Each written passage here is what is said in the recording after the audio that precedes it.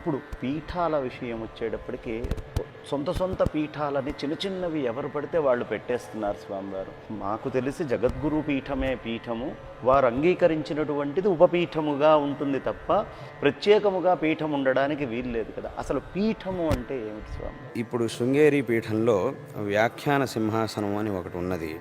ఆ సింహాసనాన్ని శంకరాచార్యుల వారు స్థాపించి దాన్ని అధిష్ఠించారు. ఆ పీఠాన్ని, ఈ పీఠాన్ని శారదా పీఠం అని అంటారు. అక్కడ శారదా అమ్మవారిని ప్రతిష్టాపన చేసి ఈ పీఠాన్ని స్థాపన చేశారు వారు, శంకరాచార్యుల వారు. కాబట్టి ఇది శారదా పీఠం అని అయింది.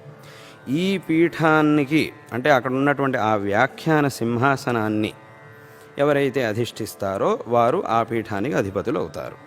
కాబట్టి ఈ పీఠస్థాపన అనేది శంకర భగవత్పాదాచార్యుల వారు ఎలాగైతే చేశారో, సాక్షాత్తు ఆ శారదా అమ్మవారిని అక్కడికి ప్రార్థించి ఒక ఆ శ్రీచక్రాన్ని అక్కడ రచించి దానిలో అమ్మవారిని స్థాపన చేశారు. అలా దేన్నైతే చేస్తారో అది పీఠం అని అవుతుంది. అటువంటి పీఠం ఈ శారదా పీఠం, అలాగే చతురామ్నాయ పీఠాలు. కాబట్టి అటువంటి వాట్లను మనం పీఠం అని పరిగణిస్తాం. మిగతా వాట్లని అంటే వీట్లను అనుసరించి ఈ చతురామ్నాయ పీఠాధిపతుల యొక్క ఆజ్ఞను అనుసరించి స్థాపితమైనటువంటి మఠాలు అనేకం ఉన్నాయి. అలాగే విద్యారణ్య మహాస్వామి వారి కాలంలో అనేక మఠాలు స్థాపితమైనాయి. అలాగే వాట్లన్నింటినీ కూడా ఈ పీఠానికి అనుబంధమైనటువంటి మఠాలు అవన్నీ.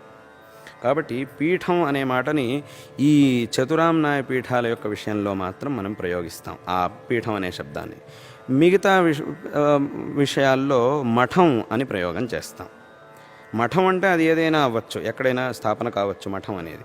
అయితే పీఠం అంటే ఈ 4 పీఠాలని మాత్రం మనం పీఠంగా తీసుకుంటాం.